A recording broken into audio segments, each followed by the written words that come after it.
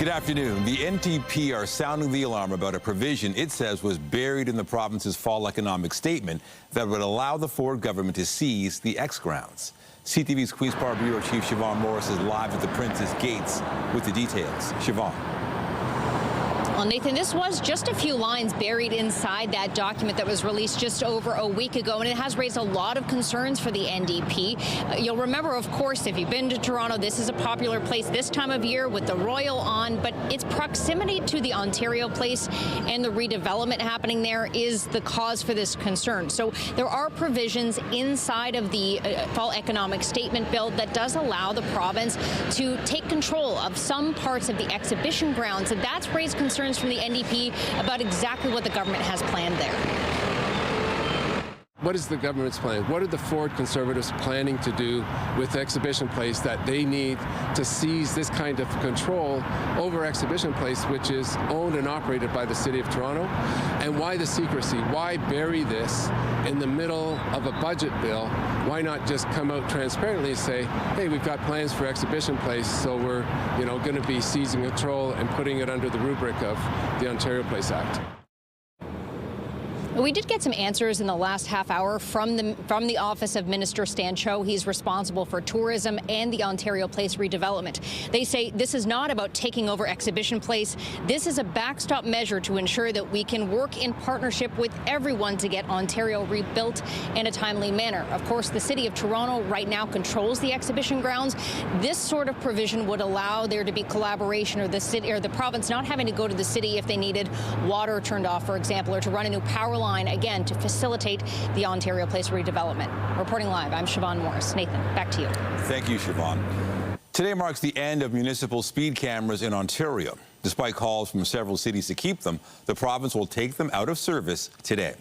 CTV's Allison Hurst is live with reaction to this. Allison. Nathan, we're outside the Premier Doug Ford's constituency office, where a group is planning to walk an entire marathon by circling this block here, all in protest of his move to turn off those automated speed cameras. And that was as of midnight. Any automated speed camera in Ontario stopped issuing tickets, going dark after the province passed legislation putting an end to the traffic calming measure. This despite a Sick Kids study in partnership with TMU that found a 45% reduction in speeding when the speed cameras were there. And 95% of those cameras were placed in school zones and the others were in community safety zones. The province is planning to invest $210 million to support increased road safety in school and community zones without cameras, instead, such as speed bumps, raised sidewalks, signage, and roundabouts. The province said it would provide $42 million in immediate funding to support traffic calming measures in school and community zones that previously had cameras. But this group, which is just setting up behind me right now, says that this program should not have been shut down. And we are now joined by Thomas DeVito, who is helping to organize this walk. Thomas, come on over here and just tell us a little bit about why you are walking today. Sure. So this morning, kids across Ontario woke up to a more dangerous environment than they went to sleep.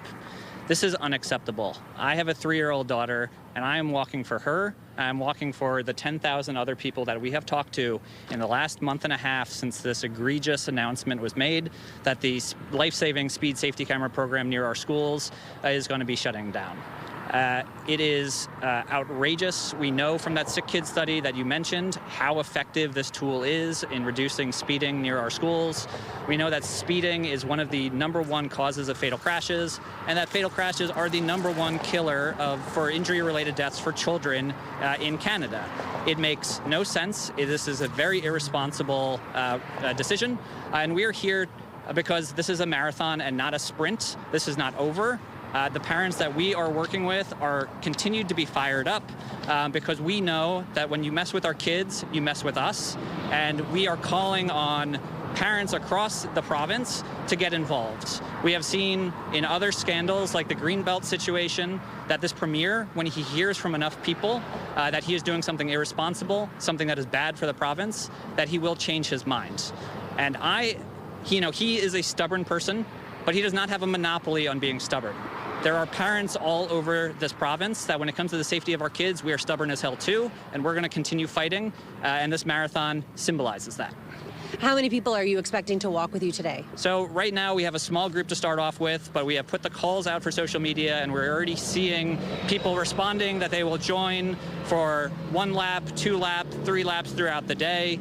It is a big commitment to come out for an entire marathon. We have a core group that is doing that on behalf of the 10,000 people that I mentioned, and we hope to see many more people come throughout the day. We would love to say hi. Please come by and support this fight. Awesome. Thank you, Thomas, so much for joining us. And that petition is one that they are planning to bring inside to Ford's constituency office to present to them as well later on today. And this is a 101 roughly lap route around this block to try and make an entire marathon. Should take them roughly around 7 to 8 hours, something like that. Reporting live, I'm Allison Hurst. Back to you in studio. Thank you, Allison. We're following developing news out of the downtown core where a man was rushed to hospital in life-threatening condition after a stabbing this morning. Here's a live look from the CTV News chopper at Isabella and Yonge. Emergency responders say they were called to George Hislop Park at 10:40. Toronto paramedics say they transported a patient with serious life-threatening injuries to hospital. Police say a suspect fled the area but did not give a description, and they're asking anybody with information to contact 51 Division as the investigation gets underway. And a 52-year-old crossing guard is dead after being hit by a dump truck yesterday afternoon. The crash happened around 2:30 at Mohawk Road in Upper Wentworth Street. Police say the male crossing guard who worked for the City of Hamilton died at the scene. The driver involved remained. The Ministry of Labor has been called in to investigate. And Toronto police are searching for a man who is accused of kidnapping his own son and taking him to Ethiopia. Police say 34-year-old Modupe Owase traveled with his 2-year-old son, Emmanuel, to Ethiopia Thursday without the consent of the child's mother. Investigators say they're taking all the necessary steps to find both the victim and suspect. We have more news in a moment, but first here's a live look at the forecast. Cloudy and comfortable right now in the city. There is also a chance of rain. In fact, pretty much a guarantee of rain for tomorrow. How much can we expect? Let's bring in Jessica Smith with some of the details. Will this ruin our plans for the weekend? Maybe. It depends on how much time you're planning on spending outside. We are dry for now. We are back to a much more seasonal point after a really cool start to the week. But we are watching a system right now making its way through northern portions of Manitoba. Another one will develop a little further south, bringing the chance of some pretty heavy rain Saturday afternoon, evening, and into the start of the day on Sunday. But right now, we are dry and relatively mild. 12 right now through Windsor, 7 in Hamilton, 4 in Peterborough, and it stays relatively comfortable throughout the day. Right now through the islands and Pearson, between 7 and 8 degrees, a fairly light wind start to finish throughout the day today, and we're sitting comfortably this afternoon right around 8 throughout the bulk of the GTA. Coming up, I'll have a full look at your long-range forecast. We'll break down that rain to see if it's going to rain on your parade this weekend. But right now, I will send things back over to Nathan. All right. Thank you, Jess. Thanks. Ongoing tariff concerns because of the trade tensions with the United States are leading to Canadians tightening their purse strings when it comes to holiday spending this year. A Bank of Montreal survey reveals 3 in 5 Canadians plan to adjust their spending because of tariff concerns, and nearly a quarter started shopping earlier to avoid potential price increases. For more on this, let's bring in CTV's Scott Hurst. Scott, to what extent will tariffs and high prices perhaps cut into holiday spending this season? Good afternoon, Nathan. Those big promotional shopping days like Black Friday and Cyber Monday, they're fast approaching, which means the holiday shopping season is kicking into high gear. And this year, it appears tariffs may have a lot of us feeling more like the Grinch, cutting into our holiday spirit and also cutting into our wallets. As you mentioned, according to this newly released survey from BMO, it shows 3 in 5 Canadians are planning to adjust their holiday spending because of the potential impacts of tariffs and concerns over what it might mean on prices. So here's a closer look at some of the numbers.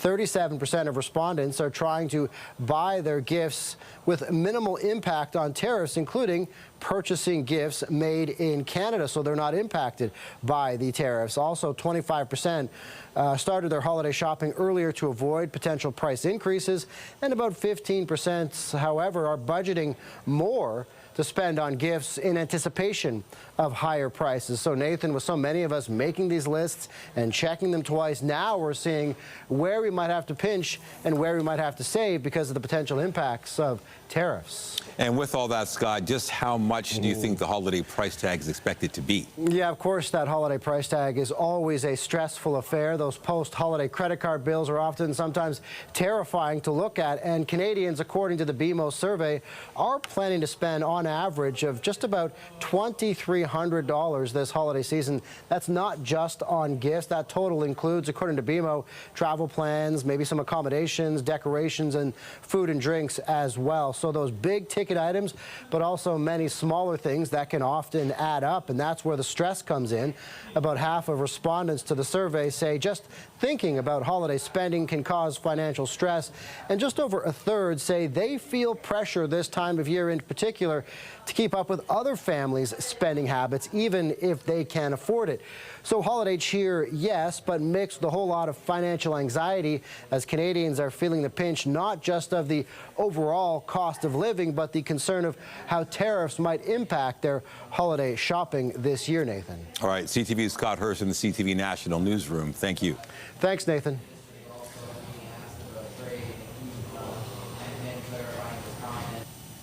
Turning to international news, Russia launched a large drone and missile attack on Ukraine today, killing 6 people in Kyiv.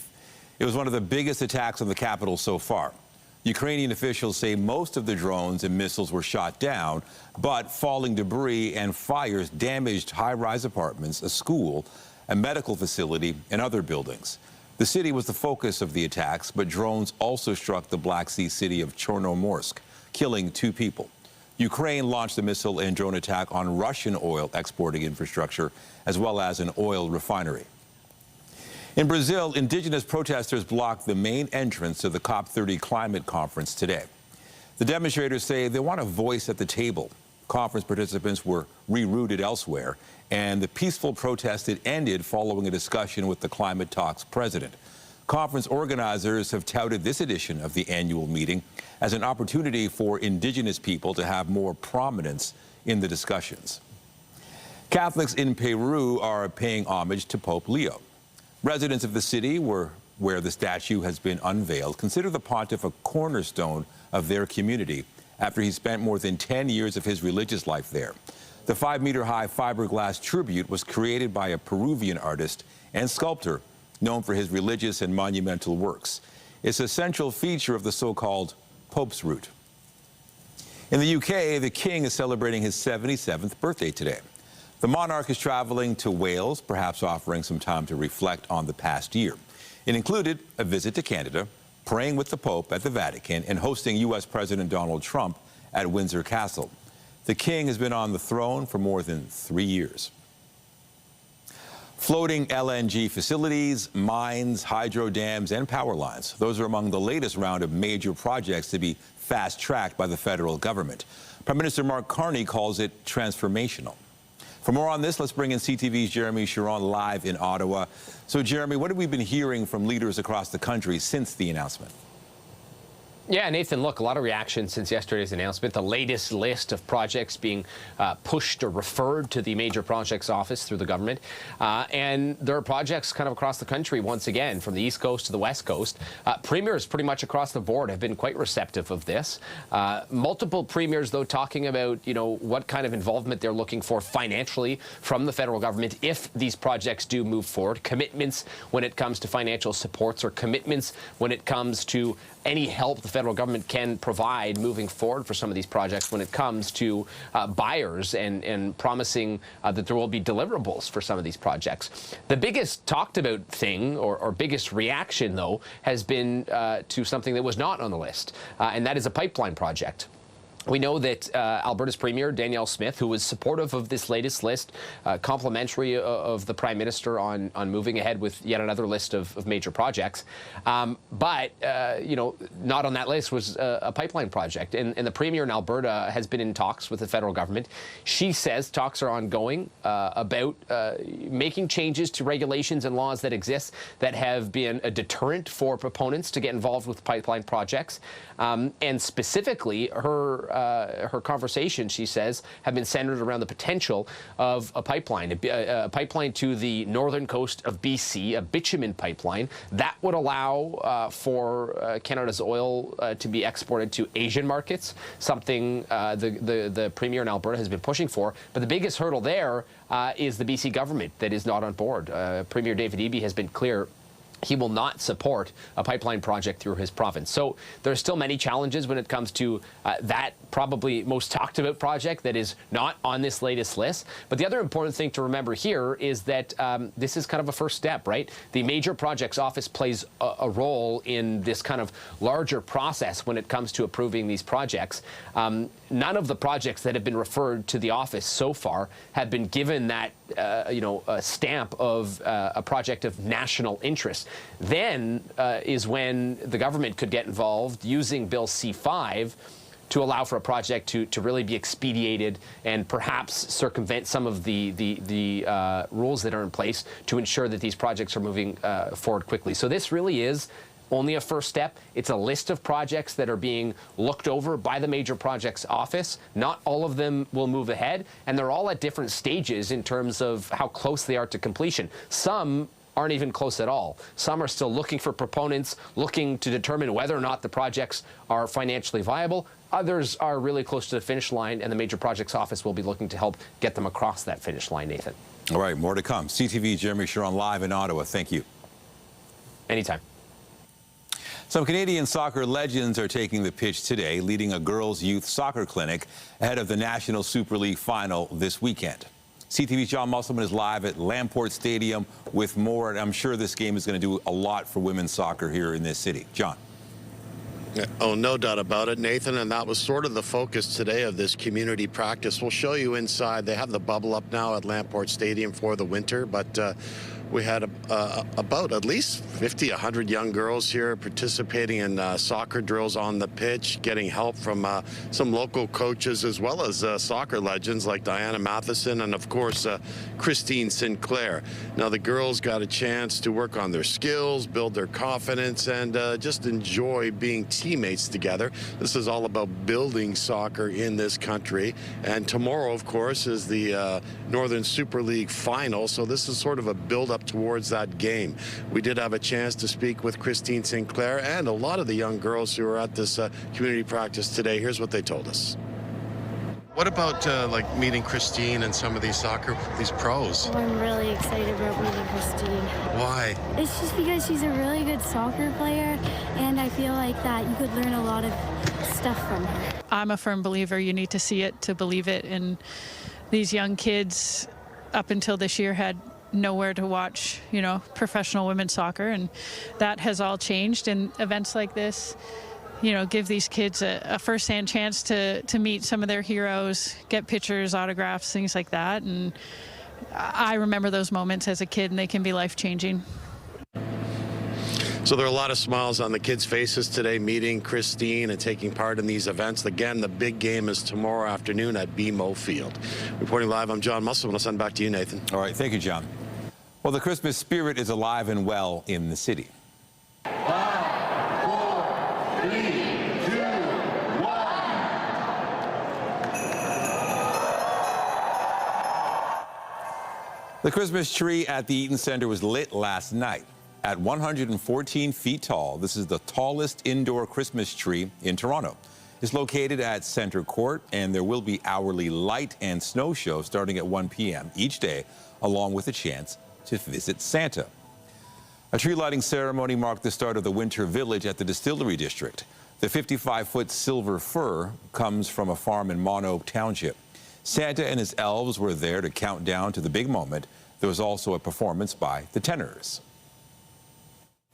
Although we are decorating for Christmas, we're getting more fall-like weather, late fall weather, as we head in towards the weekend. A little sunshine today and a much more seasonal end to the week than how we started. We'll see a daytime high right around 8 degrees. As we head into the afternoon, 7 is the seasonal norm this time of year. Right now, the hot spot, our friends down in Windsor. Into the afternoon, we'll sit at 8 degrees, a fairly light westerly wind, and that sunset time, 4:52 p.m. Coming up, I'll have a full look at your long-range forecast, including rain on the way as we head into your Saturday. All those details coming up after the break.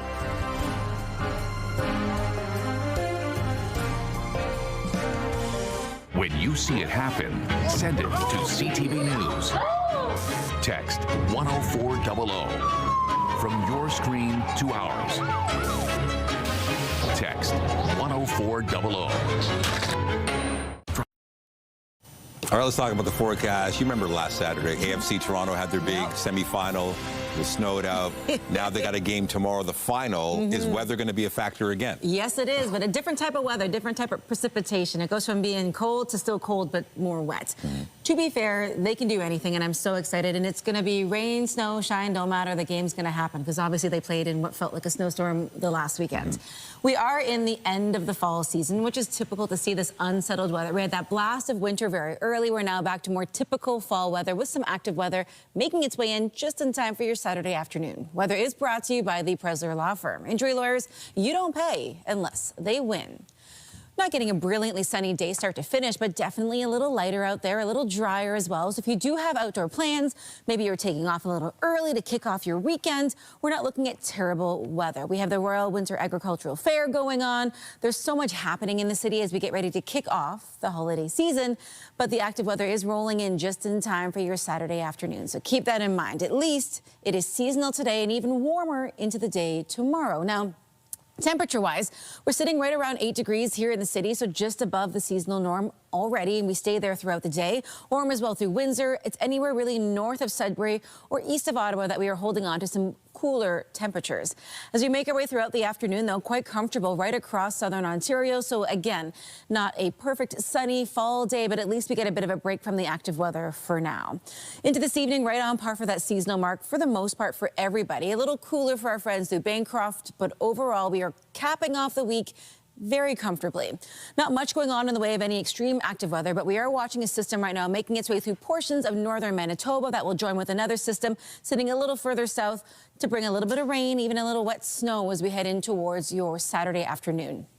Not an all-day affair, but again, if you have outdoor plans, you're going to be watching the final. You're going to be watching anything outside, doing anything outdoors. You'll want to bring an umbrella at least for your Saturday afternoon.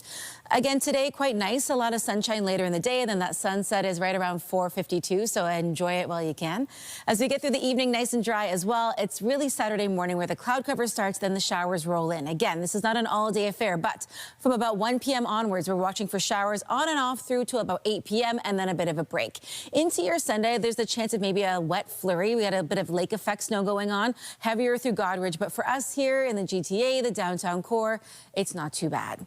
Temperature-wise, again, very seasonal today, above as we head into the day tomorrow, and then we start to settle back into that right around seasonal or just below as we head through your Sunday and onwards. The good news is for next week, yes, it is cooler, but at least you get a little bit of sunshine Monday through to Wednesday. Hopefully this helps you plan. Nathan, I'll send things back to you. Thank you, Jess. Thanks. Some big changes are coming down the tracks for TTC riders, including more frequent service on the subway's Line 1. This will make a real impact, and it's the first time since COVID that we're getting back up to these levels to meet the demands of our customers, which we've digested and looked at to see what we could do, how we could do it. Starting Sunday, the TTC says Line 1 riders can expect trains to arrive roughly every 2.5 minutes during rush hour and more frequent service throughout the day. When the schedule switch takes effect, streetcars will also arrive more frequently on the 505 Dundas and 511 Bathurst lines. Those service changes follow October's boost to service on Line 2, but that line is also set to see a major closure this weekend for planned track work. Trains won't run between Kipling and Jane stations on Saturday or Sunday. Replacement buses will run instead. Now, this comes as the TTC makes preparations for the opening of the long-awaited Line 5 and Line 6 LRTs. The Eglinton Crosstown LRT is still undergoing dry run testing with no specific in-service date, but when it opens, it'll run from Kennedy Station to a new transit hub just west of Black Creek Drive, Mount Dennis Station.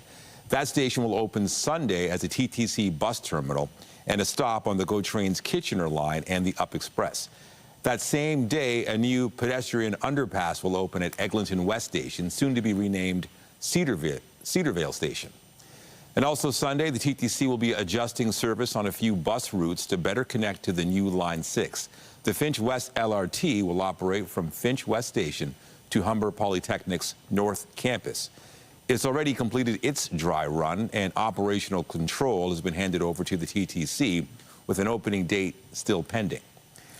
And if that isn't enough transit news to keep track of, there's also some major service changes for GO train passengers this weekend. Starting late tonight, GO buses will replace trains on the Lakeshore East line. They'll stop at GO stations outside the TTC service area and then run direct to Union Station.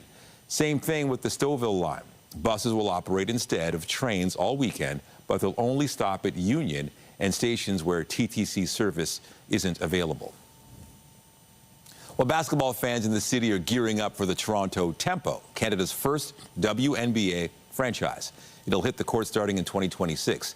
History was made with the announcement of the team's inaugural head coach, Sandy Brundello, and she joins us now to talk all things Tempo. Thanks for joining us, Sandy. Looking forward to this. Have you had any time to spend in Toronto? Yes, I have. I mean, obviously, during the whole process, I went up to visit with Larry, the owner, and, get around the city a little bit. And then, obviously, last week with the announcement, I spent the whole week up there. So, really great city. Really, I can't wait to be there full time. You know, it's an inaugural season. There's all sorts of challenges. What will success look like in the first season in your eyes? Look, I think it's all about the process. I'm a really process-driven coach, and it really starts with bringing in really good talent, but great people as well, so we can build this culture and what kind of team we want to be like, we want to play like, and getting out into community. It's all about celebrating the future generations as well. But look, we want to put a tough team. We want to put an entertaining team onto the court, and success will come by. Let's just build a real great fan base and play really great basketball, and hopefully get as many wins as we can. That would be great. What will be some of the things that you'll be doing in the off season? Well, obviously scouting, a lot of scouting. I'm heading to Australia soon to scout some players there, and Monica Rogers and our assistant GM will go over to Europe and, preparing for the expansion draft. We get to choose one player from the other teams, and then free agency with we won't be able to start that until the collective bargaining agreement is being completed, and then free agency starts. And a lot of players are obviously free agents, so our task will be to sell our vision, becoming a world-class franchise, and obviously selling the city of Toronto. Obviously, you've had plenty of success as a coach. Do you think your style has changed with experience over the years? Look, I think experience really does matter. I've been doing this for such a long time. I played in this league a bit. I was a professional athlete for quite some time too. I know what success looks like. But it's always having that growth mindset, regardless if you're a rookie coach or an experienced coach like myself, the game changes, and it's staying up with those trends. But right now we don't have any players, and I'm really big on making sure we're putting in a system in place that allows the players to play into their strengths that they bring to the team, and with teamwork. But we'll certainly be leaning into being a great defensive team as well. Basketball already big in Toronto, I'm sure you know this, but a pro-women's team, that is different. How much of an impact do you think that's going to have? Hopefully massive one. Really exciting. That was one of the reasons. There's multiple reasons for me for choosing this next opportunity, but how do we create even more fans in a new country, in a different country? Now, Canadian basketball, they've got some great young talent coming through, but if you can see it, you can be it. And, the WNBA is a real movement now, and we are a global sport, so let's grow the game even bigger in Canada. That would be great. Toronto Tempo head coach Sandy Brundello, thanks for your time and best of luck. Thank you. Appreciate it. Coming up, CTV News has learned the province plans to move hundreds of patients from hospitals to home care to reduce overcrowding. The opposition is raising concerns.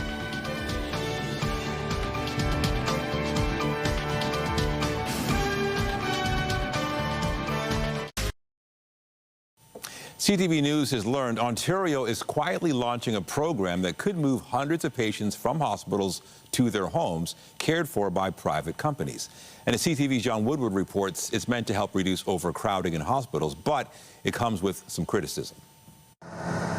Dr. Amina Jabbar has a problem in her seniors internal medicine unit just outside Toronto. At the beginning of fall-ish, with a 30% rate of patients who just can't go home. Can't leave the unit in the Trillium Health Partners Hospital, meaning there's no room for anyone new. A problem replicated across Ontario hospitals. Government figures say some 5,000 patients are in this situation, half of them waiting for long-term care beds that aren't opening up either. The Ontario government proposing to find a way to care for them at home, according to documents obtained by CTV News, the model called high-intensity bundled home care. A call for proposals for companies who can care for patients who meet a crisis designation, who have mental health or addictions issues, and who are awaiting rehab but can't get a rehab bed. At this stage, the ministry is planning for 570 weekly active patients across Ontario, 145 of those in Toronto. The government would pay a flat fee of $1,500 per week for people with mental health or addictions issues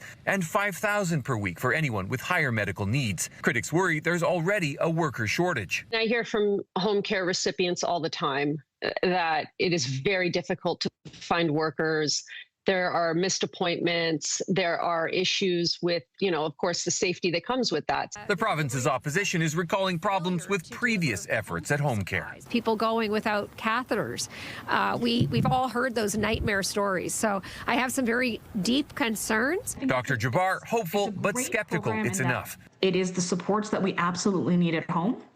But frankly, it's a Band-Aid on a gaping wound. There's a very short timeline here. The government is asking these companies to submit their proposals in a week, with the expectation their service will be up and running in 4 weeks. The projected cost for the first tranche of patients is expected to be about $11 million. John Woodward, CTV News. With respiratory virus season upon us, Health Canada just approved the vaccine against RSV for a new group of Canadians. But as our health reporter Pauline Chan tells us, they're still working on exactly who will be covered. Jenna Ketty is 21, in university, and trying to live her best life while dealing with fibromyalgia and a rare form of arthritis. You deal with a lot of stiffness and pain, and I am on a number of medications. She's had several bouts of pneumonia over the years and even went into septic shock one time, and she worries about RSV every fall. So news of the expanded coverage for the Abrysvo vaccine is welcome.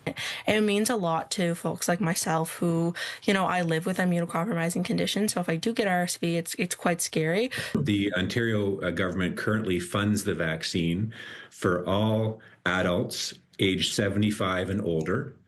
The vaccine is also funded for all adults aged 60 and over who are living in a chronic care facility. RSV immunizations are also covered for infants and pregnant women at 32 to 36 weeks gestation to protect their newborns. But Dr. Sean Edwards says the details of who will get coverage for the $240 shot in the 18 to 59 age group are unclear. They may be getting cancer treatments.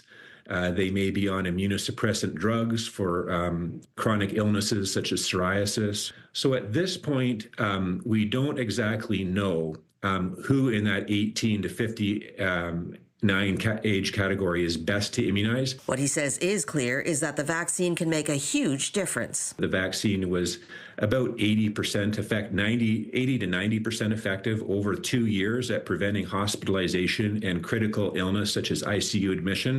Right now, young adults with complex conditions like Jenna can talk with their doctor about getting a prescription for Abrysvo. It's a somewhat nuanced discussion for younger adults, age 18 to 59, because we don't have specific NACI recommendations on this group yet. So it really would depend on the severity of their illness and the level of their immunosuppression. It won't be covered by the province yet, but many private insurance plans will cover the cost. Pauline Chan, CTV News. Football fever is hitting Winnipeg this weekend for the 112th Grey Cup. And while hometown teams, the Argos and Ticats, aren't hitting the field this time, there's plenty of action in store as the Alouettes and Rough Riders gear up for a showdown. Joining me now is Rod Smith, the 112th Grey Cup play-by-play commentator. Just not the same without you doing the Grey Cup. How much fun is it for you to do this? Well, I thank you for that, Nathan. Good to talk to you again, and greetings from the Peg, and it is always exciting. I've been a fan of this league, a fan of this event since I was a little kid growing up in Ottawa, and it is a thrill to get a chance to call another one, and I'm intrigued by this matchup. I usually am by everyone, but I mean, with some of the interesting similarities and the contrast, too, between the Saskatchewan Roughriders and Montreal Alouettes, I think are going to make for a great game on Sunday. Yeah, I can't wait. So the Roughriders are favored. Why do you think that is? Well, I think they were the best team in the CFL in the regular season. I mean, they finished with a couple of losses, but that was after, you know, they had secured first place in the West and they were resting some players. There's that factor, so I think they deserve to be on merit based on the regular season. But also, one of the big questions for Montreal is the health of their star quarterback, Davis Alexander. He suffered a hamstring injury early in the season, in this his first year as their #1 QB. And even though he did come back, it's kind of been, you know, hanging over the Alouettes a little bit. You could see signs of it late in the Eastern Final and that victory over the Tiger Cats in Hamilton, that it was bothering him again. So he swears he's going to be ready. I've just watched him in practice, and he looks very good. You know, throwing well, moving around well, which is a key for him. But I think, and they have a couple of other injuries on defense, too. I just think that as much as anything, because Saskatchewan had had a chance to rest some key players who were hurt, I think they're a healthier team coming in. And really, a lot of this hinges on Davis Alexander, who is yet to lose. He comes in with a record of 13-0 as a starting quarterback in the CFL, and this is the biggest one of all, of course. I mean, if he can't play or if he's not healthy, can the Alouettes still pull this off? Oh, absolutely. McLeod Bethel Thompson is the #2 quarterback, and he is an experienced QB. In fact, these two teams met twice in the regular season, and because Alexander was out with that hamstring injury, Bethel Thompson played in both games. Now, they lost the first one. The Riders blew him out in Montreal, but then the Alouettes, with Bethel Thompson, flipped the script. He had a great day, his best game of the season at Mosaic Stadium in Regina, in beating the Rough Riders. That was the more recent meeting. And you may recall him, Nathan, with the Argos. He got the start in the 22 Grey Cup, which ended up being a Toronto victory in that one over the Winnipeg Blue Bombers. So Bethel Thompson has been on this stage before, and I think Jason Moss has said he still has confidence in him, veteran QB, and getting perhaps another chance, depending on how much of this game Davis Alexander is able to play. Yeah, it's going to be good. So who do you think is going to win? Yeah, I figured you'd ask me that. Honestly, you know, I'm usually wrong, so I can't predict a team. I will say this. These are the top two defenses. And I think there were moments in both division finals. It was a low-scoring game in the East, and for much of the West one, it was low-scoring as well. I think defense dominates. And I think it's low-scoring, and I expect it to be close. As for who wins it, flip a coin. There's so many ifs here, and I really can't predict one way or the other, but I am intrigued by the matchup. Yeah, the game is always exciting. Can't wait. TSN's Rod Smith in Winnipeg. Go ahead. No, just saying, you're absolutely right. A lot of them recently have been. I mean, certainly gone into the fourth quarter or right down to the end. Yeah, can't wait. All right, take care, have fun, and enjoy, I guess, the few days left of Grey Cup week. One more day. Hopefully you can have some fun. Absolutely. Good chatting, Nathan. Thanks. Take care. And you can watch the 112th Grey Cup live from Winnipeg's Princess Auto Stadium this Sunday, November 16th at 6 p.m. exclusively on TSN and CTV. Well, the Leafs will be taking on the Blackhawks in Chicago tomorrow night after hosting the LA Kings last night, and the game ended up going into overtime. Byfield, Kempe, and Doughty. Here's Doughty, across, scores. It's a game winner for Quinton Byfield. The Kings scored 35 seconds into overtime for a 4-3 victory. The Leafs, who were without captain Austin Matthews and starting goalie Anthony Stolarz because of injury, have now lost 4 in a row. Back to Shed, attacking, season opening, and leaves it for Scotty B. Brilliant basketball. Sure was. The Raptors also have the day off after taking on the Cavs in Cleveland last night. They trailed by a point after the first quarter, but pulled ahead in the second and went on to beat the Cavaliers 126-113. Big win. Scotty Barnes led the way with 28 points and 10 rebounds. The Raptors will go for their 3rd straight win when they take on the Indiana Pacers in Indiana tomorrow. The Toronto Blue Jays is the winner of, or a Toronto Blue Jay, the winner of a Major League Baseball first ever Entertainer of the Year award. And most fans probably agree they made the right choice. Hit well to deep left center. And this one will go. Vladdy Guerrero Jr. gave fans plenty to cheer about during a sparkling season by the slugging first baseman. He helped his team win its first American League East pennant since 1993. A writer for Major League Baseball says Vladdy captivated the sport with his on-field and off-field theatrics, all the while showcasing both his fun side and depth of personality. Congrats. Get Toronto's top stories, breaking news alerts, and watch live. Download the CTV News app. Many people have already stored their motorcycles for this season. It's a pastime that's been increasing in popularity each year. Unfortunately, it's also led to an increase in crashes and fatalities, and changes are coming to insurance, which could affect motorcycle riders. CTV's Pat Foran has this consumer alert. Brian and Debbie Haynes of McTier, north of Aurelia, love to ride their motorcycle. I love just sitting on the back, and we go through the back ways and stuff. We loved it. It was our way out. Yeah. It's free. But this past July, their lives changed in an instant. During a ride in the country, they were struck by a car. I woke up and looking around, and I looked right down at my foot because I couldn't get up. I noticed right away that I didn't have a foot. Both Brian and Debbie lost their lower left leg and foot. So we're what you call the below-the-knee amputee. You do feel that it's there. You have to kind of remind yourself and always touch and try to get your mind so you know it's not there.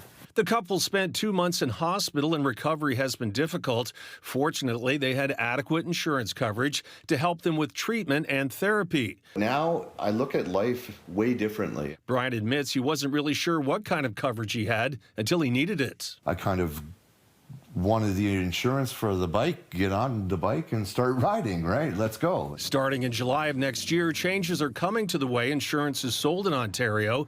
Many benefits that were mandatory will now be optional. Nanish Kotek says motorcyclists who are most at risk will need to opt in to income replacement, death benefits, and other coverages. I would encourage motorcyclists who are vulnerable members of the road to, in fact, make sure you purchase those benefits that are now being taken away. Kotek says many accidents involving motorcyclists are not the rider's fault. The majority of the time, in fact, the accidents with motorcyclists are due to inattentive motorists on the road. As for Brian and Debbie, they're trying to stay positive and say the motorcycle community has reached out to them and been very supportive. We don't want to take away from motorcycle riding. A lot of good people have come out of the woodwork that have talked to us and said, hey, we'll help you. Pat Foran, CTV News. The Ford government is considering appointing an administrator to take over the province's real estate regulator in the wake of the iPro Realty scandal.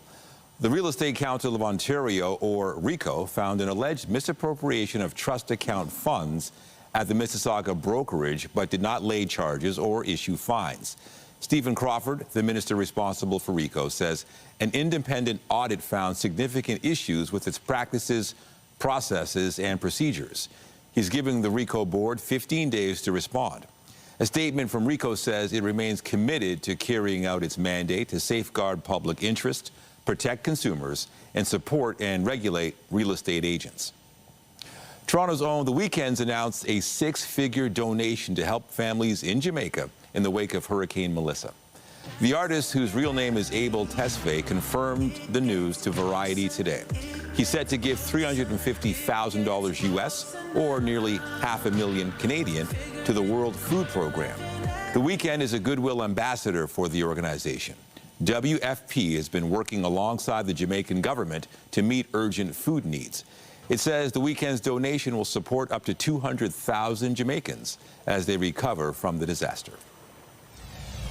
Coming up, taking steps for a good cause. An annual CN Tower climb is back this weekend. We've got the details after the break.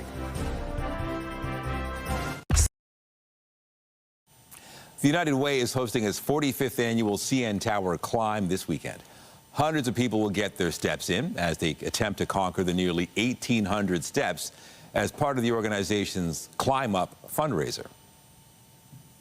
more than 6,000 people coming out to the CN Tower to climb it each morning.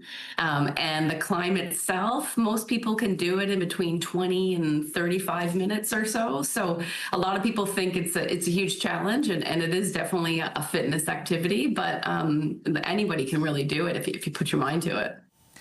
Proceeds from the event help relieve poverty and connect nearly 2 million people to support services in the GTA. One of many great things happening this weekend. And of course, the question is the weather going to cooperate? If you're walking inside, absolutely. Yep. If you're walking outside, maybe not so much. It is more in the way of rain as we head throughout this weekend, so maybe a little easier to manage. And it will be quite warm through Saturday, so I guess warm rain better than cold rain. Yep, Depends on how you take your rain. But as we head in towards your Saturday, not a wash of a day, but keep in mind your afternoon and evening likely to be a little soggy as we step into that second half of our Saturday. But for your Friday, things are still quite nice. We'll see more peaks of sunshine throughout the afternoon before the sun sets just before 5 p.m. Temperature-wise, we're at 12 through Windsor. We're at 8 here in the city, 4 in Peterborough, 3 in Ottawa. So we're relatively mild and at or just above seasonal for the most part through central and southern Ontario. As we head into the day tomorrow, we get even warmer, but it is short-lived. We'll be at 13 for your Saturday. Again, that active weather likely to fall into the second half of the day. A little more sunshine late in the day Sunday, and then by Monday, we're back into cooler weather. But at least, Nathan, it is sunnier outside. I'll take it. Yeah, not so bad. Thank you, Jess. And that is CTV News at noon. Remember, you can get Toronto's breaking news all day long on CP24 and at our website, ctvnewstoronto.ca. For Jessica Smith and all of us here, have a great day. I'm Nathan Downer. Be sure to join us later for CTV News at 5 and 6. Take care.